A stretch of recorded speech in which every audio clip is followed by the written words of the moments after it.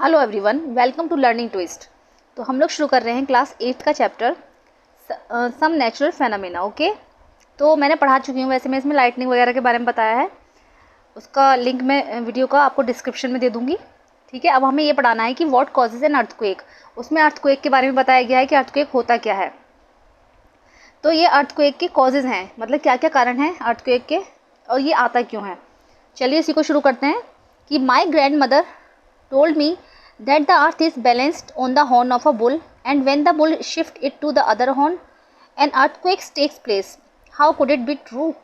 मेरी मम्मा ने मुझे बताया था, बूझो बोल रहा है कि मेरी मम्मा ग्रैंड मदर ने, दादी ने मुझे बताया था कि जो ये अर्थ है हमारी, एक पहले के लोग कहते थे कि गाय के सींग पर खड़ी है ये जो हमारी अर्थ है। तो जब गाय करवट लेती है, अपना एक सींग से दूसरे सींग पर जाती है, शिफ्ट होती है, तो ये अर्थ हिलती है।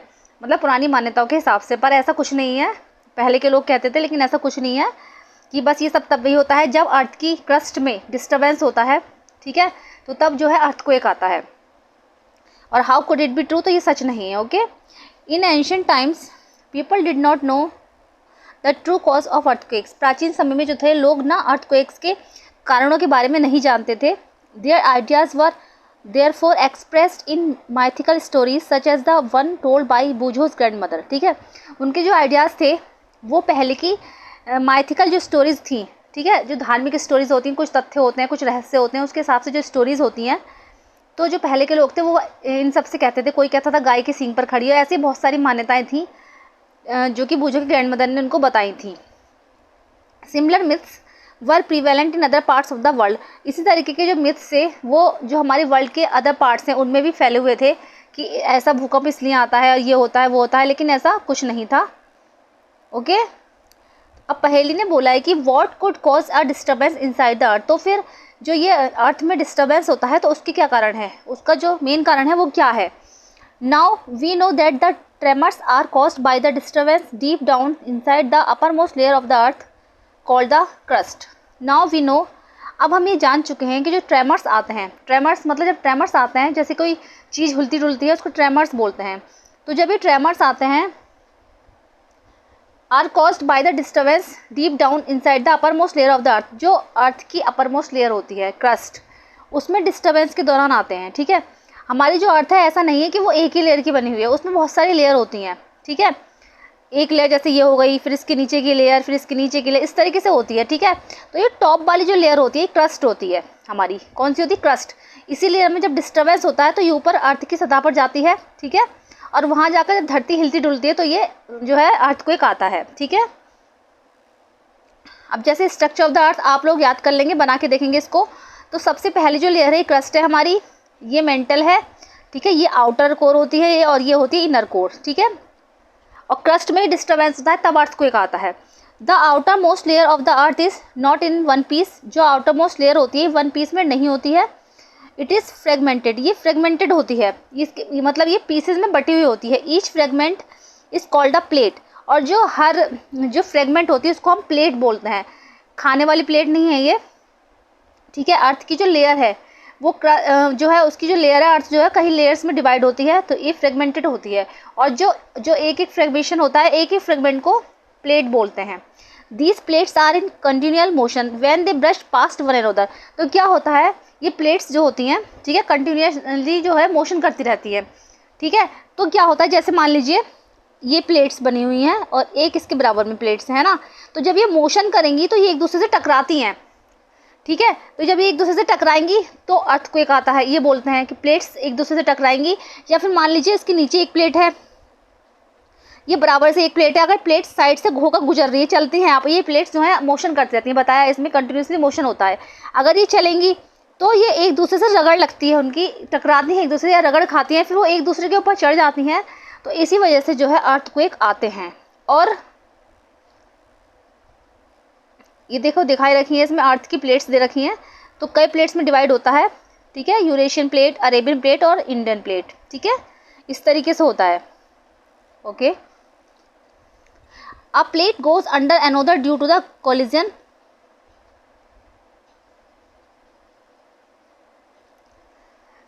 ठीक है, जो एक प्लेट दूसरी प्लेट के अंदर जो है कोलिजन मतलब एक दूसरे टकराती रहती है। They cause disturbance in the earth crust, जिसकी वजह से क्या होता है, अर्थ की क्रस्ट में डिस्टर्बेंस होता है। It is this disturbance that shows up as an earthquake on the surface of the earth, और यही डिस्टर्बेंस जो होता है अर्थ की सरफेस पर दिखाई देता है। ठीक है, ये कोलाइडिंग है, ये कोलाइडिंग है, ठीक है, और ये ब्रशिंग पास्ट है। जैसे मान लीजिए दो प्लेट्स हैं आपस में और ये एक दूसरे के साइड से होकर निकल रही हैं, तो ये एक दूसरे को ब्रशिंग कर रही हैं, यानी टकरा रही हैं आपस में ये। तो इसी की वजह से जो होता है हमारी जो अर्थ है वो हिलती डुलती, ट्रेमर्स आते हैं, और जिसकी वजह से अर्थक्वेक आता है। अब बूजो कह रहा है कि if scientist know so much about earthquakes can they also predict when and where the next one will strike. ठीक है, अब वो कह रहा है कि बूजो कि अगर साइंटिस्ट जो है अबाउट अर्थक्वेक्स के बारे में इतना अधिक जानते हैं तो कैन दे ऑल्सो प्रिडिक्ट, तो क्या वो हमारी इसकी मदद नहीं कर सकते, अर्थक्वेक से हमें बचा नहीं सकते, या फिर जो है वो ये नहीं बता सकते कि अगला अर्थक्वेक कब आएगा। Although we know for sure what causes an earthquake, यद्यपि हम ये भी जानते हैं कि अर्थक्वेक के कारण क्या क्या हैं, है ना, श्योर जानते हैं। It is not yet possible to predict when and where the next earthquakes might occur. ठीक है, लेकिन फिर भी ये बताना बहुत मुश्किल है, साइंटिस्ट के लिए भी इस पर रिसर्च हो रही है, डिस्कवरीज हो रही हैं, कि फिर भी ये बताना बहुत मुश्किल है कि नेक्स्ट अर्थक्वेक कहाँ पर आएगा और कब आएगा। पहेली ने बोला कि I read somewhere that underground explosion could also cause tremors. ठीक है, मैंने कहीं पर पढ़ा था कि जो ये अंडरग्राउंड एक्सप्लोजन होते हैं, ये जैसे प्लेट्स सरक रही हैं, तो यही ट्रेमर्स का कारण होते हैं। Tremors on the earth can also be caused when a volcano erupts. ठीक है, ट्रेमर्स तब भी आते हैं, जो ट्रेमर्स आते हैं वो तब भी आते हैं जब एक वोल्केनो इरप्ट्स होता है। ठीक है, ज्वालामुखी फटता है, तो आपने पहले पढ़ा हो जो छोटे क्लास में पढ़ते हैं कि ज्वालामुखी के फटने से भी भूकंप आता है। जब बहुत ज़्यादा लावा गिरता है समुद्र के अंदर, ज्वालामुखी फटता है, तो वोल्केनिक इरप्शन में आपने ये पढ़ा होगा। और अब मीटियोर हिट्स द अर्थ, और जब एक मीटियोर जो है अर्थ को हिट करता है। और an underground nuclear explosion, meteor होता है जैसे बहुत बड़ा पत्थर टाइप का होता है, चट्टानों का या उसका बहुत बड़ा पत्थर टाइप का होता है। ठीक है, तो वो जब अर्थ को हिट करता है तब भी वो ट्रेमर्स आते हैं। अंडरग्राउंड न्यूक्लियर एक्सप्लोजन इज़, और जैसे कि न्यूक्लियर एक्सप्लोजन है, मतलब जैसे कि अर्थ के अंदर कोई एटम बम है या किसी चीज़ की रिसर्च चल रही है या खानों वगैरह में बम ब्लास्टिंग होती है, तब भी इस तरीके के अर्थक्वेक्स आते हैं। However most earthquakes are caused by the movement of earth plates, लेकिन जो ज़्यादातर अर्थक्वेक्स आते हैं वो सिर्फ अर्थ की प्लेट्स में मूवमेंट के कारण ही आते हैं। ठीक है, यानी कि इसका मतलब ये हो गया अर्थक्वेक्स तो कई तरीके से आते हैं, जैसे ज्वालामुखी के फटने से आते हैं, या फिर कोई मीटियोर जो हिट करता है अर्थ को, या फिर अंडरग्राउंड जैसे कि कई बार क्या होता है जैसे बड़े बड़े एटम बम होते हैं उनकी रिसर्चिंग चल रही होती है। ठीक है, या फिर जो खादानें होती हैं, खाने वगैरह होती हैं, उनमें कोई ब्लास्ट वगैरह चल रहा होता है, तो इस वजह से छोटे मोटे अर्थक्वेक तो आते रहते हैं। लेकिन अगर जो मोस्टली अर्थक्वेक्स आते हैं तो वो सिर्फ अर्थ की प्लेट्स में मूवमेंट के कारण आते हैं। Since earthquakes are caused by the movement of plates, the boundaries of the plates are the weak zones where earthquakes are more likely to occur. ठीक है, since earthquakes are caused by the movement of plates, तो देखा गया है कि earthquakes जो हैं वो प्लेट्स के मूवमेंट के कारण आते हैं। तो the boundaries of the plates are the weak zones, ठीक, where earthquakes are more likely, जहाँ पर अर्थक्वेक ज़्यादा आते हैं। ठीक है, तो जो प्लेट्स की जो बाउंड्रीज होती हैं वो वीक जोन में आती हैं। ठीक है, मैंने बताया है वीक प्लेट्स के मोशंस के कारण अर्थक्वेक्स आते हैं, तो जो उनकी बाउंड्रीज होती हैं वो वीक जोन में आती हैं, जहाँ पर सबसे ज़्यादा अर्थक्वेक्स आते हैं। तो the weak zones are also known as seismic और फॉल्ट जोन, और जो ये वीक जोन्स होते हैं ये सीस्मिक या फिर फॉल्ट जोन्स कहलाते हैं। In India the areas most threatening are Kashmir. ठीक है, भारत में जो मोस्ट थ्रेटन एरिया है वो कश्मीर है। Western and central Himalayas, the whole of the north east, run of Kutch, Rajasthan and the Indo Gangetic plane.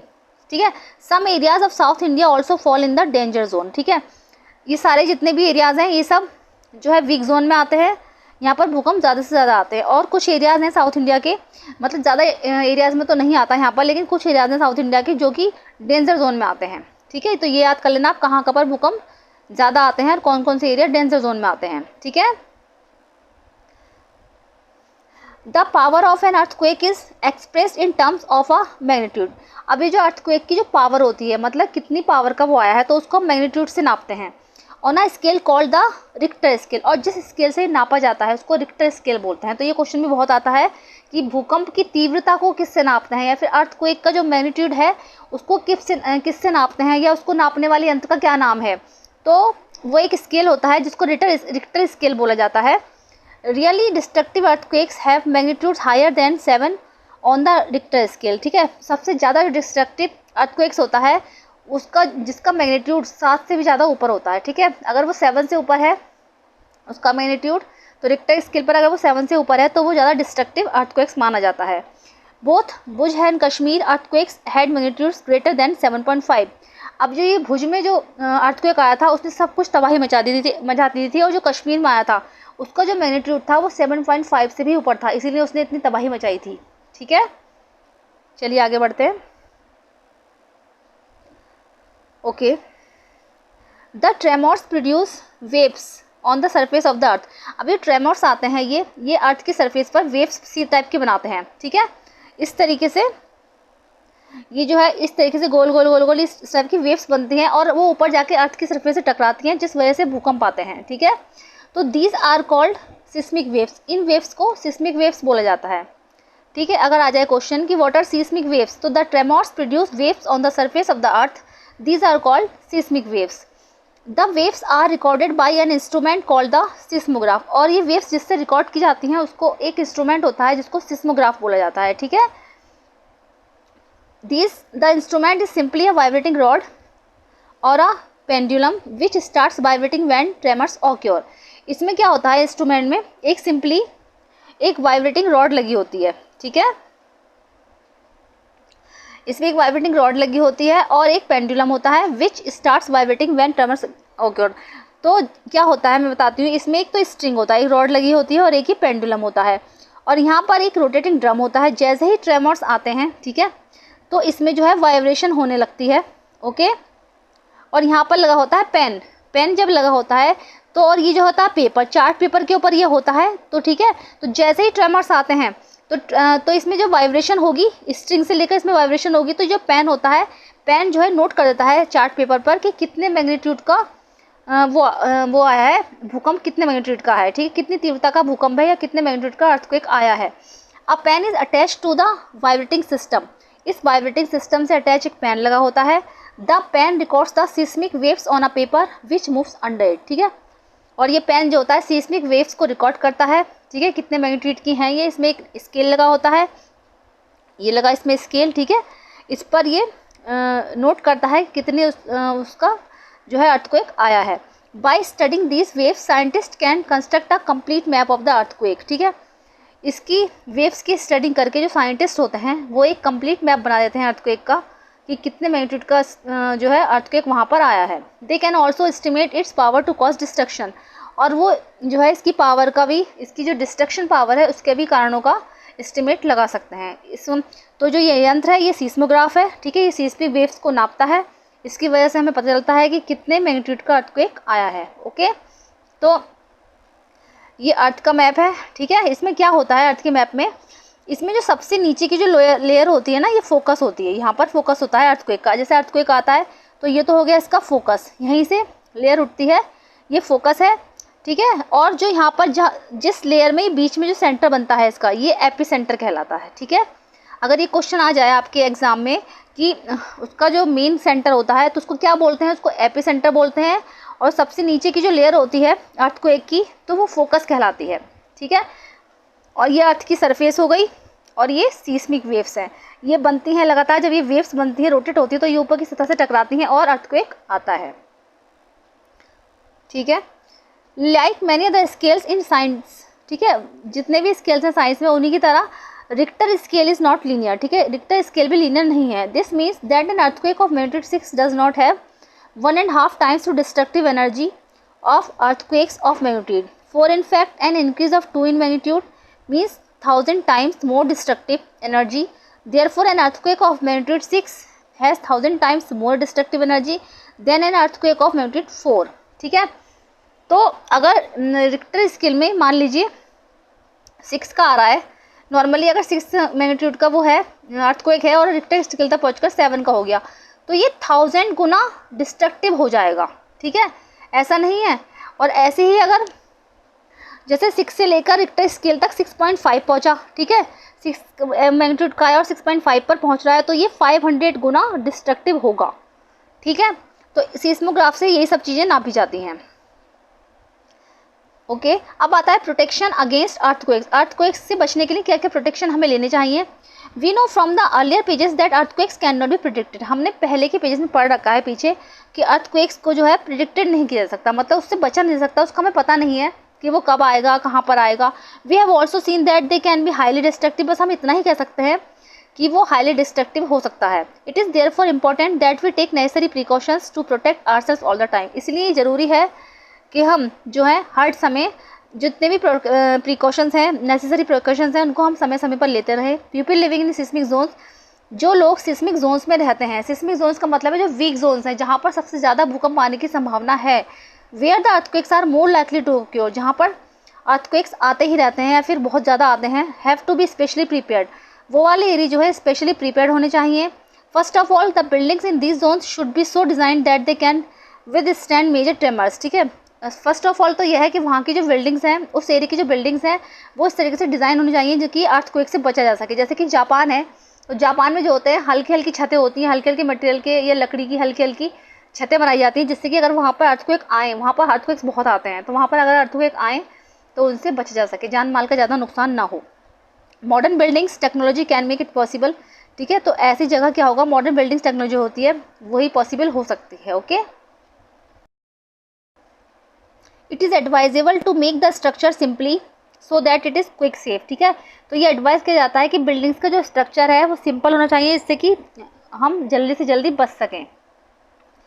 First आता है कि consult qualified architects and structural engineers. First पे आता है कि हमें जो है क्वालिफाइड आर्किटेक्ट्स और स्ट्रक्चरल इंजीनियर से संपर्क करना चाहिए। इन हाईली सीस्मिक एरियाज, ऐसे एरियाज जहाँ पर बहुत ज़्यादा भूकंप आते हैं, द यूज़ ऑफ मड और timber is better than using heavy construction material. तो वहाँ पर क्या करना चाहिए, मड और टिम्बर का यूज़ करना चाहिए।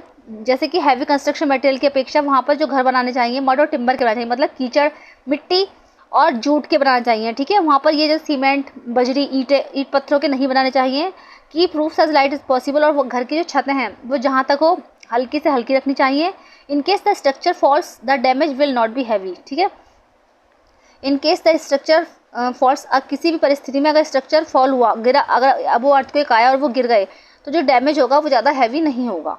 It is better if the cupboards and shelves are fix to the walls, और ये अच्छा है और ये ज़रूरी है कि कवर्ड्स और शेल्फ्स जो होती हैं वॉल में फिक्स होने चाहिए, so that they do not fall easily. तो अगर कभी अर्थक्वेक आया भी तो वो ईजिली गिरेंगी नहीं अगर दीवार में फिक्स होंगी तो।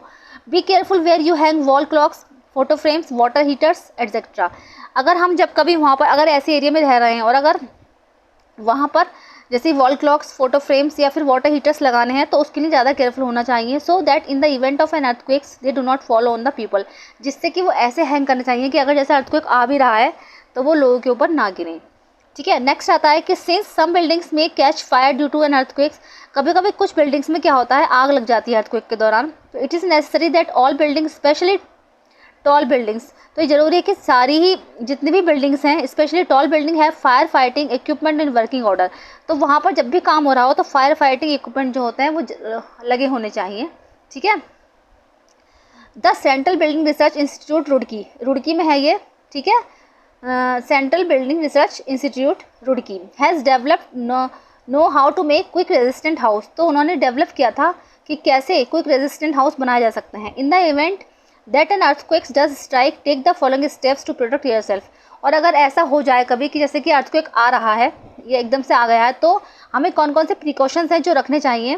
ठीक है, अगर हम if you are at home, अगर आप घर पर हो, तो फर्स्ट आता है कि take shelter under table and stay there till the shaking stops. ठीक है, तो हमें क्या होता है, जैसे अर्थक्वेक आ गया तो हमें एक टेबल के नीचे शेल्टर लेना चाहिए and stay there till the shaking stop, और हमें तब तक वहाँ अंदर छुपे रहना चाहिए जब तक कि वो जो है शेकिंग जो है रुक ना जाए, मतलब अर्थक्वेक रुक ना जाए। नेक्स्ट है stay away from tall and heavy objects that may fall on you. हमेशा जो टॉल और हैवी ऑब्जेक्ट्स हैं, ठीक है, भारी सामान है, उससे दूर रहें जिससे कि वो आपके ऊपर ना गिरे। नेक्स्ट आता है if you are in bed, अगर आप बेड पर लेटे हो तो डू नॉट गेट अप, तो उठना नहीं चाहिए। Protect your head with a pillow, और अपने हेड को, ठीक है, अपने सर को हमें अपने पिलो से कवर कर लेना चाहिए। ठीक है, अगर हमें लग रहा है कि जल्दी से अर्थक्वेक आ रहा है तो बेड पर ही लेटे रहें और जल्दी से अपने सर को पिलो से कवर कर लें। इफ़ यू आर आउटडोर्स, अगर आप आउटडोर्स हो या बाहर हो तो क्या करना चाहिए। फर्स्ट आता है कि फाइंड अ क्लियर स्पॉट, सबसे पहले एक क्लियर स्पॉट ढूंढो अवे फ्रॉम बिल्डिंग्स। ठीक है, बिल्डिंग से बिल्कुल दूर चले जाओ। Trees and overhead power lines, अगर पेड़ हैं या ओवरहेड अगर आपके सर के ऊपर पावर लाइन है तो उससे बिल्कुल दूर खुले मैदान में चले जाओ। Drop to the ground, ground को बिल्कुल छोड़ दो। नेक्स्ट होता है if you are in a car और बस, अगर आप कार या बस में हो तो डू नॉट कम आउट, उससे बाहर मत आओ। Ask the driver to drive slowly to a clear spot, अपने ड्राइवर से, ठीक है, ड्राइव स्लोली करने के लिए बोलो और किसी क्लियर स्पॉट पर चले जाओ। Do not come out till the tremors stop, ठीक है, और जब तक वापस मत आओ, बाहर मत आओ, सॉरी कार बसेस के अंदर तब तक बाहर मत निकलो जब तक कि ट्रेमर्स स्टॉप ना हो जाएं, ठीक है, यानी कि अर्थक्वेक्स रुक ना जाए। ट्रेमर्स मतलब जो कोई हिलती डुलती चीज़, ये कोई कुछ हिल डुल रहा है, ट्रेमर्स आ रहे हैं तो वो रुक ना जाए, तब तक आप उसके अंदर ही रहो। ओके, चलिए, तो चैप्टर आपका यहीं पर कंप्लीट होता है। पसंद आया तो इसको लाइक कीजिएगा, और अगर मेरे चैनल पे फर्स्ट टाइम विजिट कर रहे हैं तो प्लीज़ इसको सब्सक्राइब कीजिएगा। मिलते हैं नेक्स्ट वीडियो में। Thank you so much.